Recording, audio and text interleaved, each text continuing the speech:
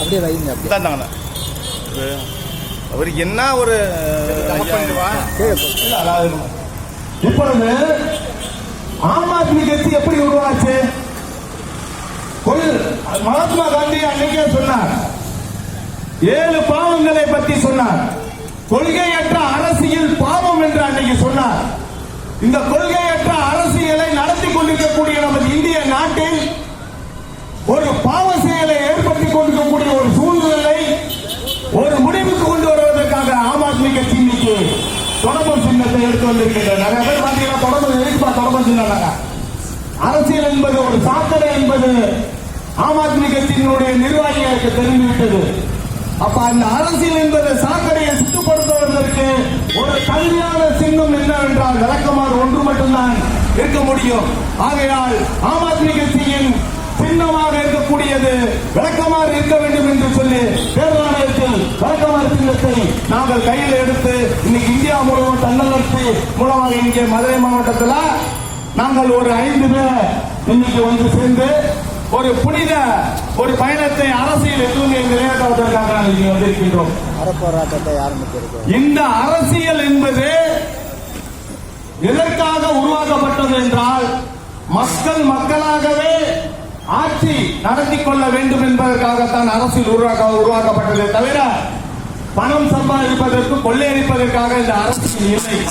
இன்னைக்கு அரசியல் என்பது அவ்வளவு கேவலமாக போயிருக்கு. காரணமே இந்த மக்களுடைய அறியாமையும் தவறை சுட்டிக்காட்ட வேண்டிய தருணத்தில் நாம் இல்லாத ஒரு காரணத்தினாலும் இன்னைக்கு ஓட்டுக்கு காசு கொடுத்து வாங்கக்கூடிய நிலைமை அதுக்கு திருமங்கலம் பார்முலாவே இன்னைக்கு உருவாக்கி காட்டியது இடைத்தேர்தலில். இன்னைக்கு இடைத்தேர்தல் நடைபெற்றுக் கொண்டிருக்கின்றது ஈரோடு. அங்கே கட்டுக்கடங்காக குக்கர்களும் பணங்களும் காசுகளும் உருவாக்கி கொண்டு செல்கின்றது. இதற்கெல்லாம் ஒரு மாற்றாக நாம் செயல்பட வேண்டும் என்றால் இந்த தேர்தல் ஆணையம் ஒரு தன்னிச்சையான தேர்தல் ஆணையமாக இருக்கக்கூடிய இந்த தேர்தல் ஆணையமே இன்னைக்கு என்ன செய்ய வேண்டும் என்பதை தெரியாமல் விழிப்புதுக்கிக் கொண்டிருக்கின்றது.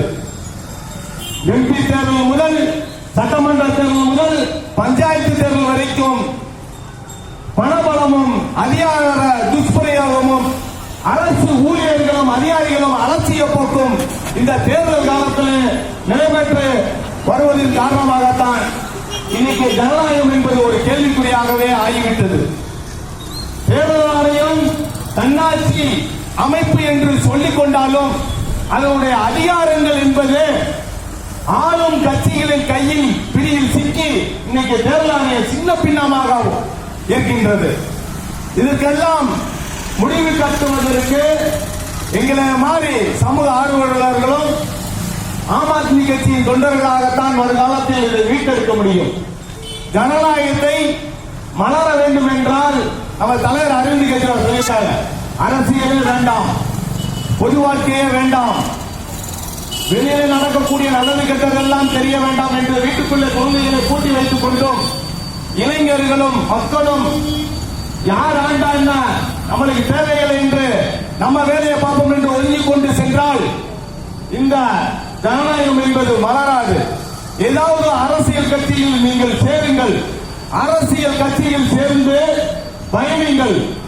அப்படி பயணிக்கும் போது உங்களுக்கு ஏற்ற அரசியல் கட்சி எது என்பதை தேர்வு செய்து அதில் பயணித்து இந்த அரசியல் கட்சியோடு உங்கள் பயணமும் பொறுப்புகளும் வீட்டை ஒரு கண் பார்ப்பது போல் நாட்டையும் ஒரு கண் பார்ப்பதற்காக அரசியலில் களம் இறங்கி அரசியல் முன்வந்தால் இளைஞர்கள் மக்கள் முன்வந்தால் மட்டுமே தான் ஜனநாயகத்தை காக்கப்பட முடியுமே தவிர வீட்டில் இந்த அரசியல் வேண்டாம், பொது சேவை வேண்டாம் என்று ஒதுக்கி கொண்டு போனால் நாடு நாடாக இருக்காது, சுடுகாடாயிடும்.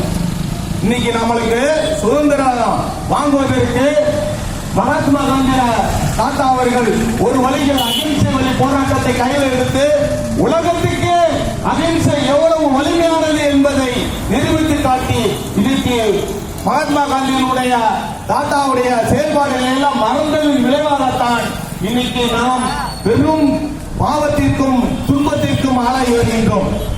அவர் 7 பாவங்கள் கூறிக்கொண்டு சென்று விட்டார். சுதந்திரம் என்பது நாம் வாங்கிவிட்டோம் என்று நீங்கள் நினைக்காதீர்கள். ஒரு தன்னந்தனியாக ஒரு பெண் நகைகளை அணிந்து கொண்டு ராத்திரியில் தன் இருப்பிடத்திற்கு தனியாக சென்று எந்தவித பாதிப்பும் இல்லாமல் பயணம் செய்கிறார்களோ அன்னைக்கு தான் நாம் சுதந்திரம் பெற்றோம் என்று மகாத்மா காந்தி அன்னைக்கே சொன்னார். ஆனா இன்னைக்கு நல்லா தராட்டமா வாலிப வயசுல இருக்கக்கூடிய ஆட்கள் கூட நகையை அணிந்து கொண்டு சென்றா கூட இன்னைக்கு பட்ட பகல புடிக்கிட்டு போற அளவுக்கு இன்னைக்கு நாடு அவ்வளவு மோசமா போயிருச்சு. இதுக்கெல்லாம் காரணம் என்ன?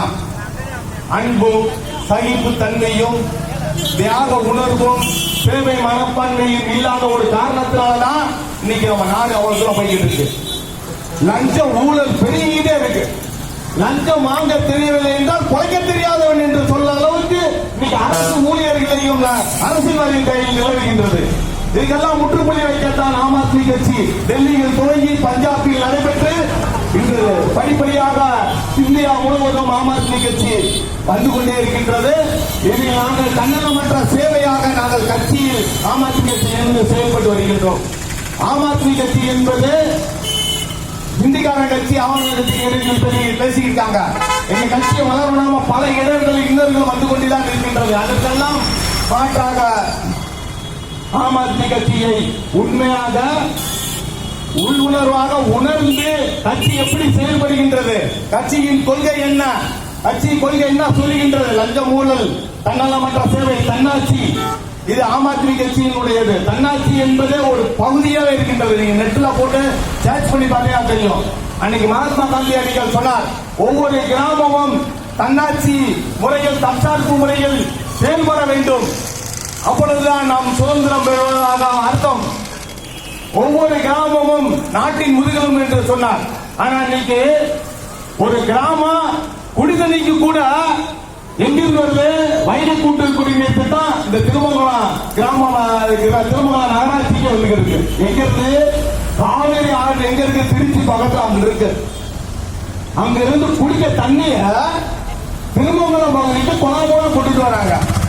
அப்போ ஒரு தண்ணிய கூட ஒரு தற்சார்பு முறையில தன்னை ஏற்படுத்தி கொண்டிருக்கக்கூடிய கம்மாய் குளம் கொட்டைகளை ஏற்படுத்தி செயல்படுத்த முடியாமல் குடிநீரை குடிநீர் திட்டம் என்று கோடிக்கணக்கில் செலவு செய்து வந்து கொண்டு செய்யறாங்க. ஐயா நாங்கெல்லாம் கேட்கிறோம், நீ குடிநீர் திட்டம் காவிரி ஆற்றிலிருந்து திருமங்கலம் நகராட்சி கொண்டுட்டு வர ஒரு விபத்து நடக்குது, ஒரு மின்சாரம் இல்லாம தடைப்பட்டு போகுது, இல்ல பூகம்பம் வந்து இயற்கை சீற்றத்தால் அழிஞ்சிருச்சு, ஒரு பகுதி அங்க அழியுது, தண்ணி வருமா? நம்மளுக்கு குடிக்க தண்ணி வருமா? இன்னைக்கு போட்டதெல்லாம் மூடி கம்மா தண்ணி எல்லாம் 500 அடி 6 அடிக்கு நிலத்தடி நீர் தேவை போயிருச்சு. விவசாயம் பண்றதுக்கு டேம கட்டி வச்சான் நம்ம முன்னோர்கள். கரிகாலம் சொல்லலாம், இன்னைக்கு டேம கட்டி வச்சு இன்னைக்கு 2000 ஆண்டுகளுக்கு பிறகும் இன்னைக்கு நான் தமிழனுடைய பெருமையை சிறப்பாக செய்து காட்டிக் கொண்டிருக்கின்றது. அதற்கு பிறகு காமராஜர் ஆட்சியில அணைகள் எல்லாம் கட்டப்பட்டது. இந்த அருகே டேராபுர அணை, கல்லுப்பட்டியிலிருந்து ஏழுமலை பகுதி பக்கத்துல டேராபுர அணையை கட்ட சொல்லி அது எத்தனை வருஷம் ஆச்சு பாங்க. எம்ஜிஆர் ஆண்டு முடிச்சிட்டாரு, ஜெயலலிதா ஆண்டு முடிச்சாங்க, கலைஞர் ஐயா ஆட்சி நடந்து முடிஞ்சிருச்சு, இப்ப ஸ்டாலின் ஐயாவும் வந்திருக்காங்க. ஆனா ஒவ்வொரு கிராமம் ஒரு பகுதியில ஒரு குடிநீருக்கும் கல்விக்கும் சுகாதாரத்துக்கும் ஒரு சின்ன பின்னாம இல்லாம செதறிக்கண்டு போய்கிட்டு இருக்கு. இந்த டேராபுர அணைய கட்டுறதே இல்ல. ஏன் கேட்டா அதுக்கு நாங்க கலெக்டர் ஆபீஸ்ல போய் நாங்க எவ்வளவு சொல்லி பார்த்தோம், ஐயா விவசாயம் பெருகணும், குடிநீர் ஆதாரம் வேணும், இந்த டேராபுர அணையை கட்டுதுன்னு சொல்லி கலெக்டர் ஆபீஸ்ல எத்தனை பேருக்கு கலெக்டர் மாறிக்கிட்டு இருக்காங்க, ஆட்சியாளர்கள் மாறிக்கிட்டாங்க. தமிழகத்துல ஆட்சிகள் மாறிக்கிறது, ஆனா காட்சிகள் எதுவுமே இல்லை, அப்படியே தான் இருக்கு. லஞ்ச ஊழல் பெருகிட்டு தான் இருக்குது. இதெல்லாம் கட்டுப்படுத்த வேண்டும் என்றால் ஆம் ஆத்மி கட்சியை தொடக்கம் சின்னத்தில் நாங்கள் கையில் எடுத்து வந்திருக்கின்றோம். நீங்களும் இந்த ஆம் ஆத்மி கட்சியின் தொடக்க சின்னத்தை கையில் எடுத்து வாருங்கள். ஆம் ஆத்மி கட்சி உருவான விதத்தை நீங்கள் நெட்ல செல்லுல நீங்க டச் பண்ணி பாருங்க, கூகுள்ல போய் சர்ச் பண்ணி பாருங்க, தெரியும் எப்படிப்பட்ட கட்சி, எப்படி தியாகம் பண்ணி வந்த கட்சின்னு. அந்த கட்சியில என்னங்க உண்மையான ஆம் ஆத்மி கட்சியில் எப்படி இருக்கின்றது பாருங்க. இன்னைக்கு நடக்கக்கூடிய அரசியல் என்பதை பாருங்க. ஓட்டு வாங்குவதற்காக அதை செய்யற இதை செய்யறேன்னு சொல்லிட்டு ஆட்சிக்கு வந்த பிறகு அந்த இதை செயல்பட செய்யறதில்ல. உதாரணத்துக்கு சட்டம் ஒண்ணு இருக்கு, சட்டத்தை காப்பதற்கு காவல்துறையும் ஒண்ணு இருக்கு.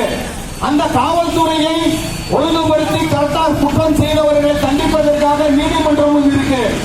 ஆனா அந்த நீதிமன்றங்களும் காவல்துறை மூலமாக செயல்படக்கூடிய செயல்பாடுகளும் சட்டத்துக்கு புறமாக எந்த ஒரு குடிமகனாக இருந்தாலும் தட்டி கேட்பதற்கு காவல்துறை நீதித்துறையும் இருக்கக்கூடிய இந்த காலகட்டத்தில் கண்காணிக்கக்கூடிய நேரத்தில் அதை எல்லாம் கண்டு காணாமல் செயல்பட்டு உண்மை தன்மைக்கு மாறாக செயல்படும் போது அது அழிவு பாதை நோக்கி செல்லும். உதாரணத்துக்கு இந்த கப்பலூர் டோல்கேட்டை சொல்லலாம்.